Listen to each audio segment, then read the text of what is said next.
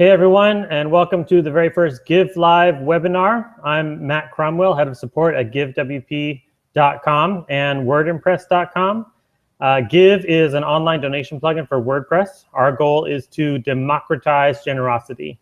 We do that by making online donation forms as elegant, flexible, and robust while still being very user-friendly.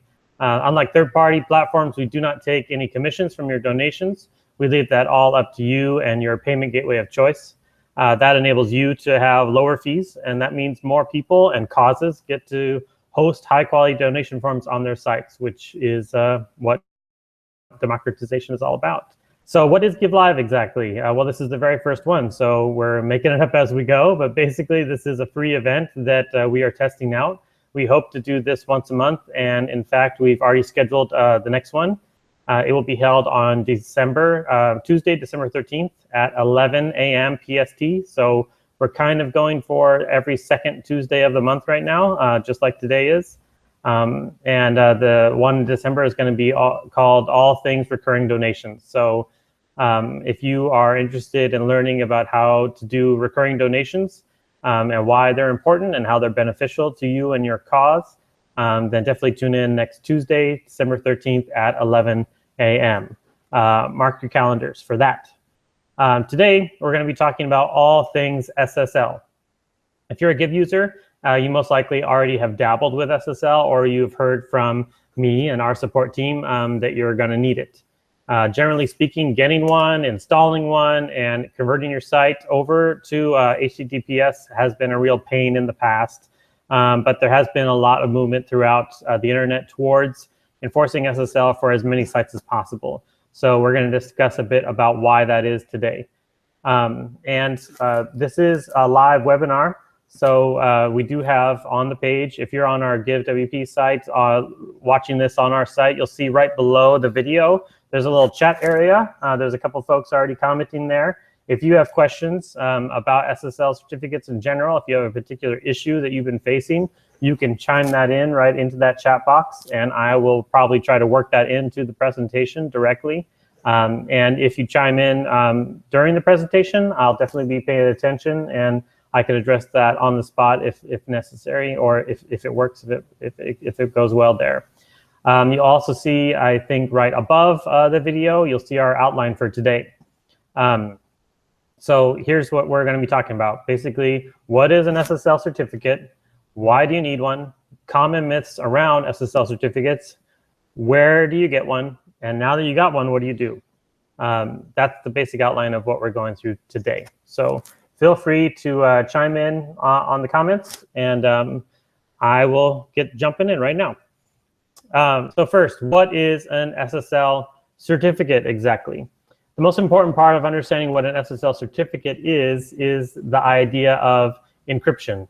The large majority of the ways in which a site gets hacked or a password gets stolen has to do with the fact that data is easily accessible or readable, and that it gets passed easily on the internet.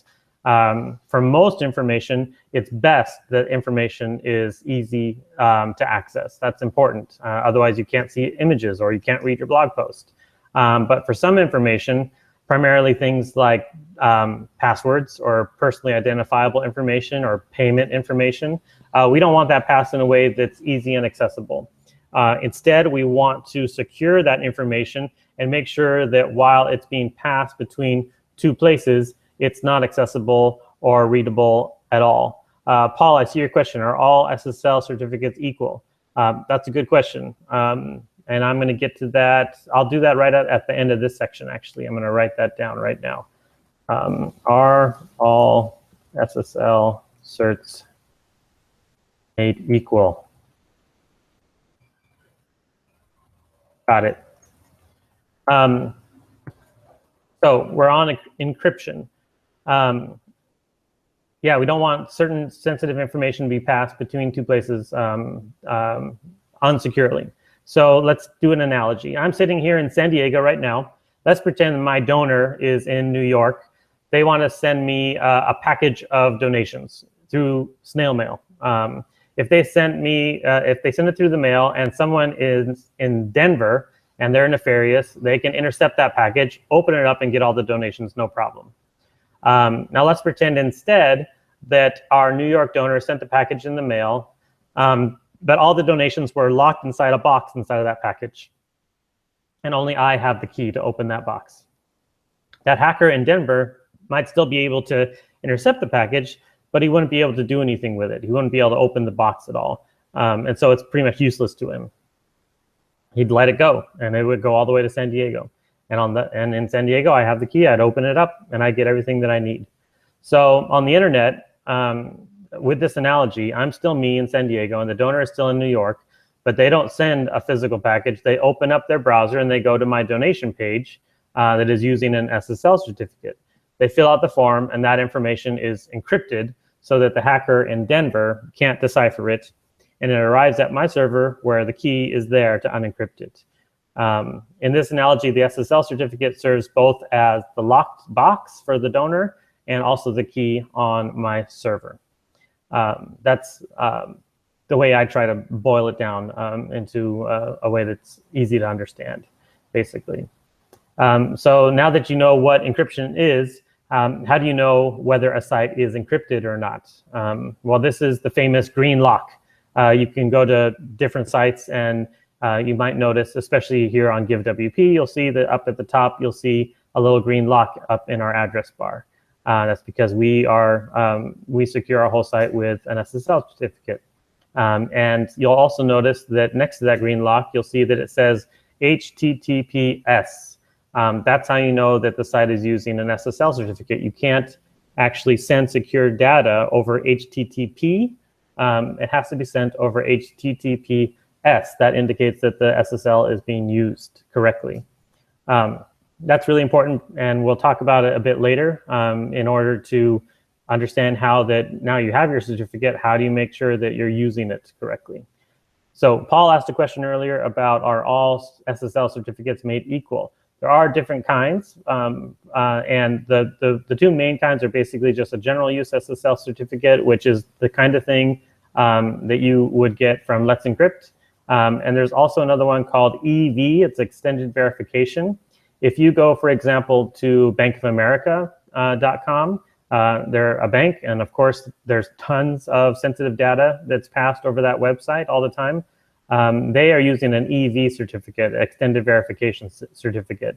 Their certificate requires a lot more paperwork, essentially, to verify that when you land on bankofamerica.com, that it is actually coming directly from the server that has that exact information. If you were to go to bankofamerica.com and you didn't see this big green lock, that actually it's more than a green lock on the Bank of America site. We can go there real quick, actually. Let me just illustrate that.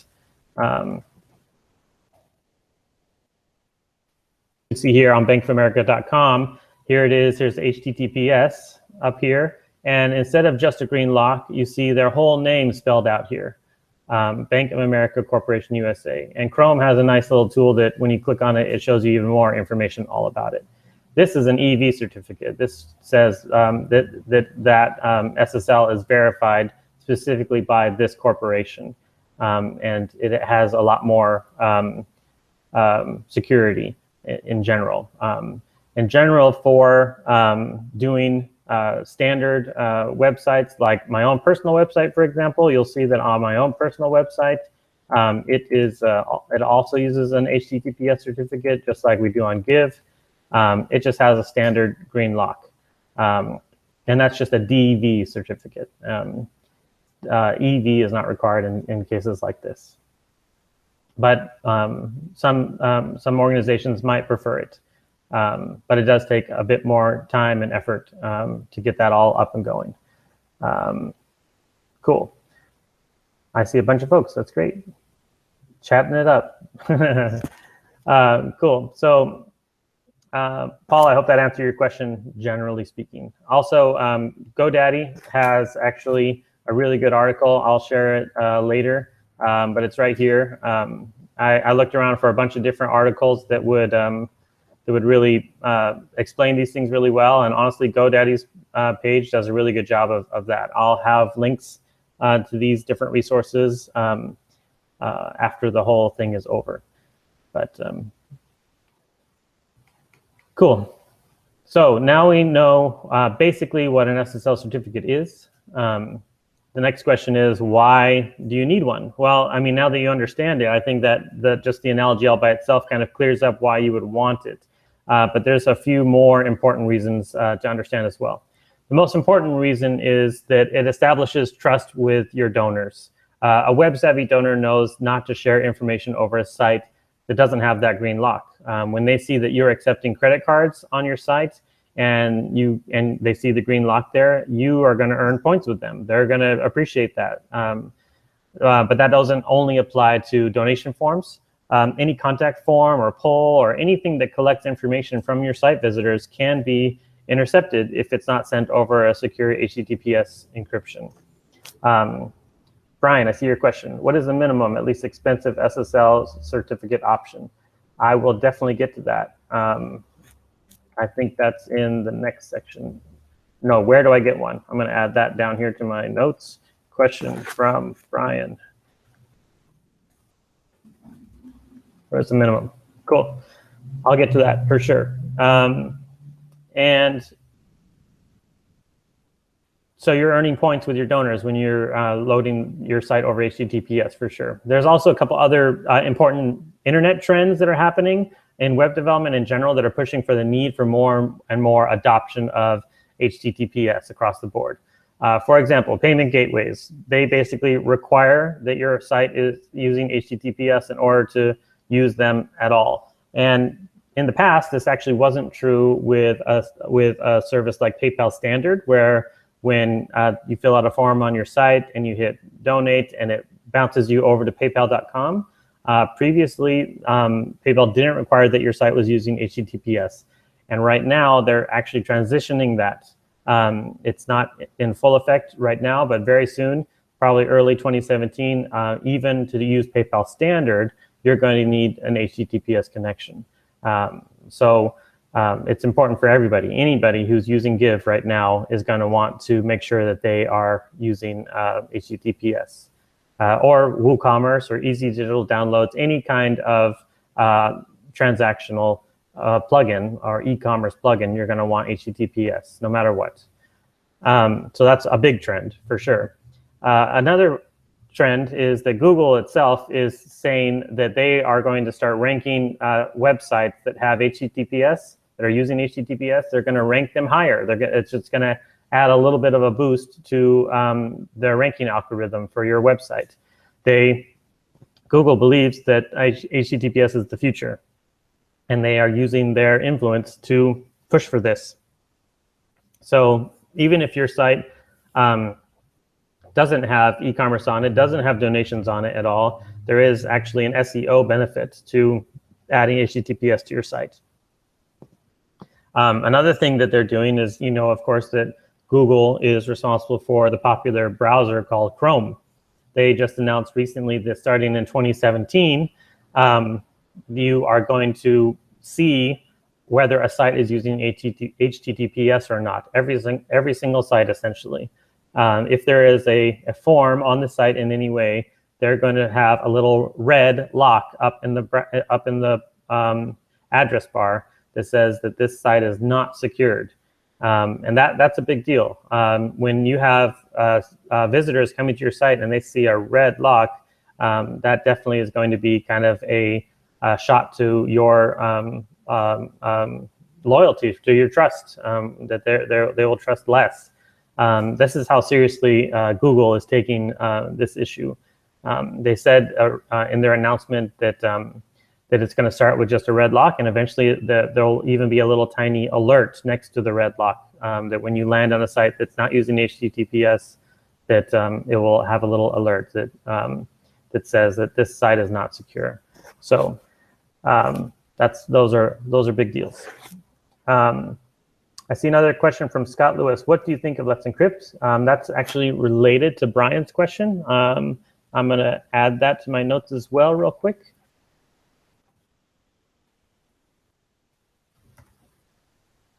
You from Scott. Thanks for being here, Scott. And I see a question from Anne. Ooh, good question, Anne. I thought payment processors handled all required SSL. Good question. So I'm going to put that, the next section I'm headed into is called Common Myths Around SSL Certificates. And I'm going to start with that one. It can get really difficult to understand exactly how it works, but I opened up the webinar today with this analogy that an SSL certificate is basically encrypting a transaction between two sides. Basically, the browser or your donor over here and your server over here, and the SSL is making sure that that's encrypted both ways. And the PayPal, for example, and we just talked about PayPal standard. PayPal standard is now going to start requiring that your site has HTTPS. It was not a requirement earlier, and maybe that's what you were thinking of particularly, Anne. Because essentially you're taking sensitive information on your website and you're pushing it over to PayPal.com.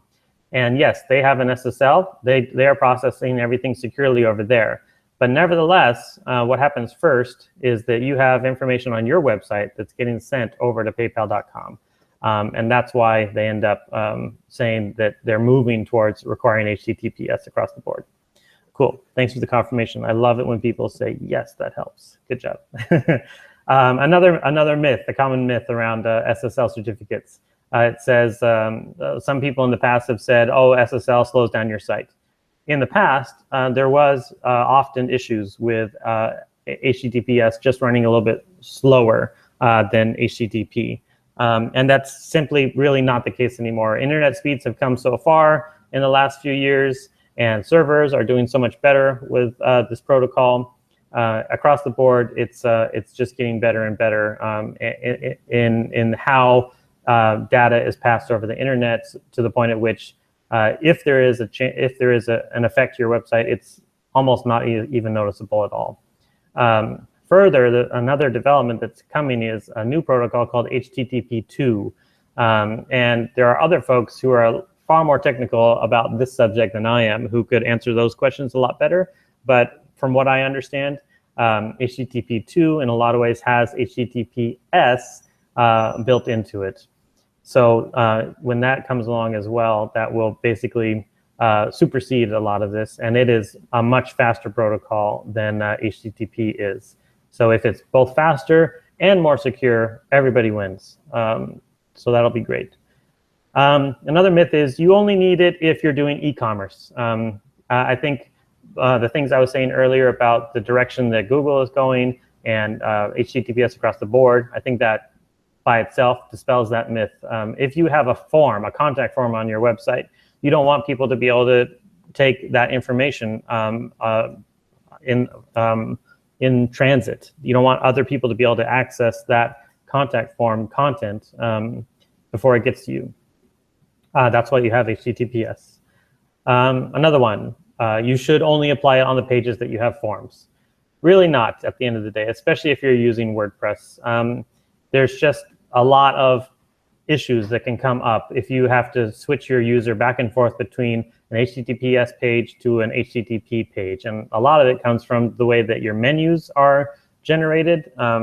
You could have if only your contact form page or your donation page has HTTPS, then all of your menu items at the top, they're going to say HTTPS on it. And so when you go click on a menu item that takes you to another page that is not forcing HTTPS, then your user is going to get some errors there. They're going to see broken images, all kinds of stuff.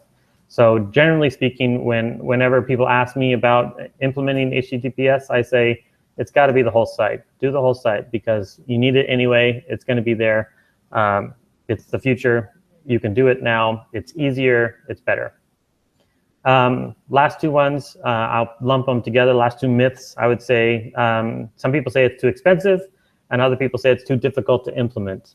The expensive part is that basically it's becoming more and more, because it's becoming more and more standard, the prices are coming way down, including things like Let's Encrypt, which I'll get to in more detail in just a little bit. Let's Encrypt is basically free. There are other SSL providers that do free ones as well. Hosting companies are offering their SSL certificates for much more affordable rates as well. It's across the board getting very affordable. Too difficult to implement is a different question that I'm going to address down below as well. But most of the difficult part, it should really be done by your host, actually. So that is one that I wouldn't 100% say is a myth, but it's leaning on a myth, because that's part of the reason why we're here, is to help you to implement these things in a lot easier way. Cool. I'm just taking a pause, see if there's any additional questions at this point. Still getting to Scott's question and Brian's question as well in just a bit. All right, so next section, where do I get an SSL certificate? The thing that I always recommend first for SSL certificates is just to contact your web host.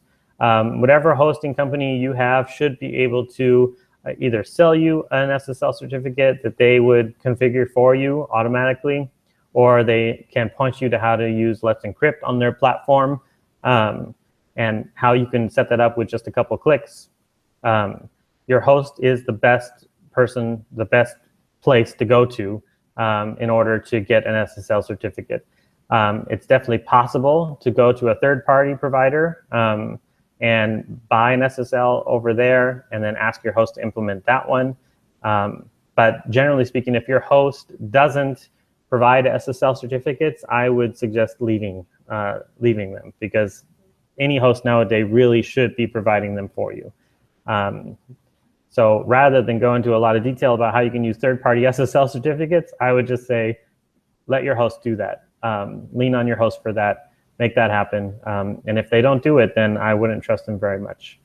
Let's Encrypt is an interesting case because it is a third-party system, generally speaking, and it is free. So it's a really good source of a good, reliable SSL certificate. There are hosts that are basically building the Let's Encrypt API into their platform so that you can install a Let's Encrypt SSL certificate through their platform. So that's an excellent route to go, if at all possible. But the Let's Encrypt descriptions and tutorials and documentation on its site is also really, really good. It's really helpful. It can help get it done for sure. And if you are at the point where you need an SSL certificate for online donations, then most likely you are working with a web developer one way or another. He or she definitely can implement a Let's Encrypt SSL on your site for you if your host doesn't do that for you automatically. So that's another great place to get it. And then in terms of buying a third-party SSL certificate, besides your host and besides through Let's Encrypt, the only one that I really recommend is Namecheap.com. They sell really great domains. They do really well with domains. They also do really well with SSL certificates. So that's the only one that I would recommend besides your host, basically. All right, so that's the summary of where to get one. Now I have these questions from Brian and Scott. Brian says, what is the minimum and least expensive SSL certificate option? I think that should be answered now, which is Let's Encrypt. That's definitely the cheapest one. It's free and it works.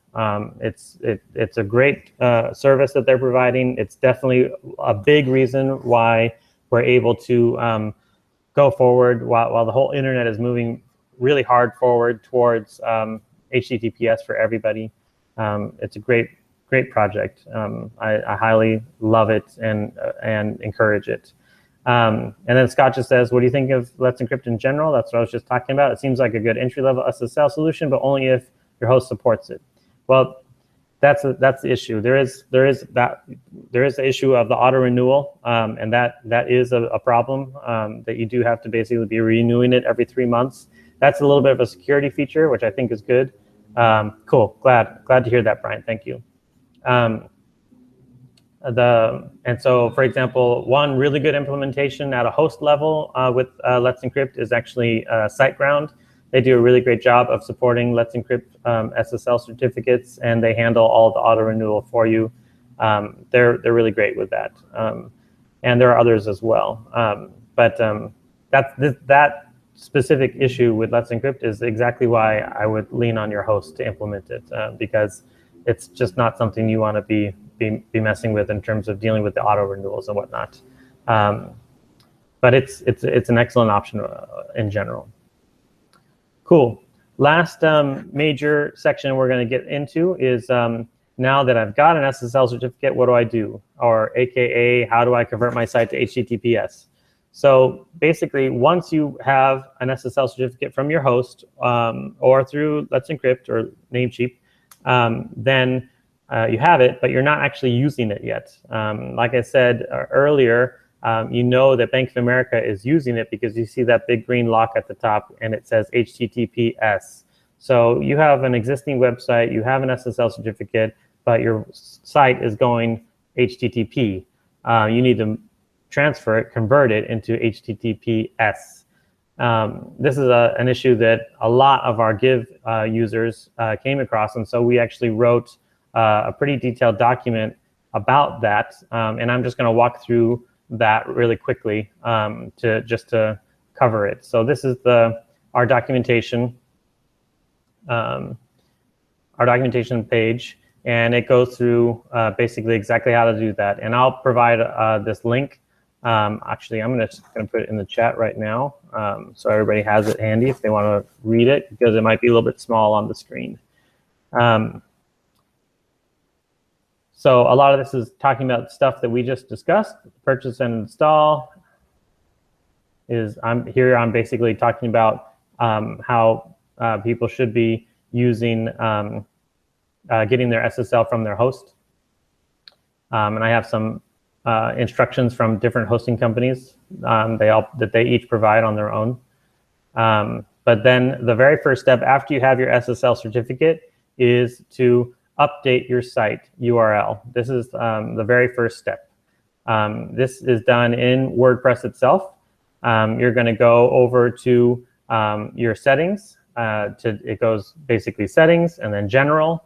And right there at the top, you're going to see your WordPress address URL and your site address URL. And you'll see here that we already added it here to be https yourdomain.com. What's going to happen as soon as you hit save, it's just going to kick you off your website. And that's important. It's a little bit jarring, but that's basically meaning that you did it right. Because now your site is going to be loading over HTTPS, but you had logged into it with HTTP, which means that your login credentials are now for technically another website, because these two protocols do technically mean they are two different sites. So when you hit save after changing this and you get logged out automatically, that's correct. You did it right. Now that you've done that, you can still access your website through HTTP, and that's a problem. You don't, basically, when you're enforcing your SSL certificate, you don't want to be able to access your website via HTTP at all. Also, if you are concerned about your SEO, you also don't want your site to be accessible through both methods, because it will get indexed in Google with both methods, and then problems can arise. So what you want to be doing is you want to force HTTPS throughout your whole site now, so that every time anybody enters your website, it's going to automatically load with HTTPS and not HTTP. The best way to do this is with your htaccess file. This is something that's at the root of your website, at the same level as WP admin, WP content, WP includes, or also with your WP config file. This is also something, if you are absolutely uncomfortable with this, you can definitely reach out to your web host about this. And I have done a lot of different implementations of this, and I have found that this snippet right here tends to work the best with WordPress sites. If you do a Google search for how to force content to HTTPS, you'll find a lot of different htaccess rules. But this is the one for me that I found to work pretty much 9.9 out of 10 times. And this is something that you're going to add to the very end of your htaccess file. You don't want to replace anything that's already in there. You just want to add this to the end of it. All right, so at this point, you have changed the site URL of your site, and you have forced the traffic to go to HTTPS via htaccess.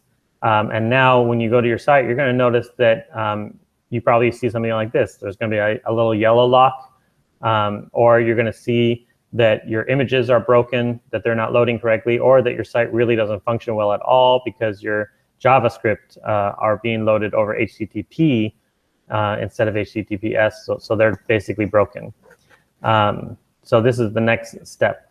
There is a plugin out there called Really Simple SSL. I don't recommend it, honestly, because it doesn't actually change the protocol of your scripts and whatnot. It basically does it with JavaScript on the fly. So every single time your page is loaded, it's changing the protocol on every single script and every single image. And I just think that that is unnecessary because you can do it correctly and not have to do that kind of JavaScript work in the browser to get this to work correctly. The way that I recommend doing it is with a plugin called Better Search Replace. What this is going to do is actually, and a lot of people get really nervous about this, and understandably so, but basically it's going to do a search and replace in your actual database. So it's really important that the very first thing you do before you do this is to make a backup of your database, and you should know how to get that backup back activated in your database in case anything goes wrong. But what's great about Better Search and Replace is that it also has a feature called a dry run. It will basically, you can type in the things that you're going to search and replace, and then you can make sure that it's on the dry run, and it will run without changing anything at all. It will instead, basically, it will show you what the results would be of your search. It'll say, oh, we found 85 instances of this, and it would be replaced all 85 times on these different tables, but it hadn't changed anything yet at all. And I think that's really useful. And then you say, oh, okay, that looks great. Those look like the right results. So then you turn off the dry run, and then you run it live. And it does the search and replace right there. So real quick, but here's what you're going to be doing. Here's what you're going to be searching and replacing. In the search and replace tab, you're going to do the following. You're going to be telling it to search for HTTP of your domain, and you're going to replace it with HTTPS of your domain. But you don't need to do that through the whole entire database. Right now, all we really needed to do is with your posts and your pages. So in the select tables area of the settings, you're going to select WP Post Meta and WP Posts. And then you hit search and replace. And here's a screenshot of what that looks like, basically. Here's the Better Search Replace settings page. And here's the search for. You're going to search for HTTP, and you're going to replace it with HTTPS on these two tables only. And you can leave these unchecked. And then here's the dry run setting. That's checked, so this is going to do a dry run. If you want to do it live, uncheck it and hit run, search, and replace. Once that's done, another thing to keep in mind, this mentioned here, is whether or not your site is using www or not. Make sure that you pay attention to that as well. If it is, you're going to want to make sure and put http://www and replace it with https://www. You want to watch for that. Occasionally, you'll still run into problems that maybe your theme is hard-coded some of its links. That's not a good idea for themes to be doing at all, but occasionally it happens. And this section is going to go into some of the ways that you can deal with that as well. Once you've done all of that, you're basically done. You've done it. You've converted your whole site over to HTTPS. You should be seeing green locks on every single page. And what you're going to do now is go to your Google, that's supposed to say Search Console, not Source Console. Found an error. Update your Google Search Console. This is if you're using Google Analytics at all, indexing your site that way. then you're going to want to go there and update it so that it's indexing your site with HTTPS now, not HTTP. And that's a really important step so that because now all the traffic is going to HTTPS, and if Google is still looking for traffic on HTTP, then it's going to tell you that you don't have any traffic at all. Well, of course not, because nobody's going there anymore. They're all going to HTTPS now. So make sure and update that there.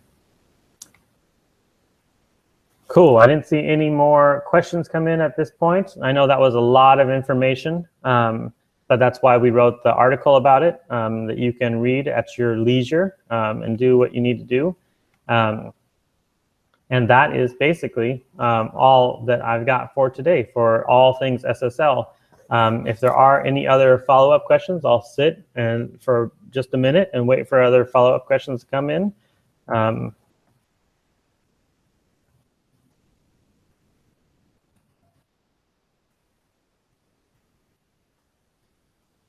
Feel free to say, nope, you answered all of my questions. Amazing, great job.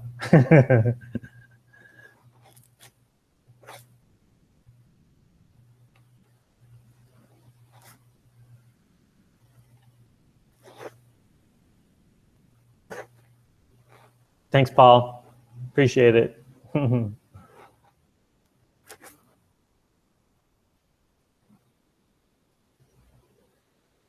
Thanks, Ann. Thanks, Kevin. Cool. Looks like I addressed most things. Definitely, if you have any other follow-up questions in the future, then you definitely can reach out to us through our contact form. If you're a Give customer, of course, you can log into our support page, givewp.com/support. Our contact page is givewp.com/contact, and you can reach out to us if you have any follow-up questions. Cool. Good to hear, Scott. Yeah, Paul, a Give t-shirt would be just a little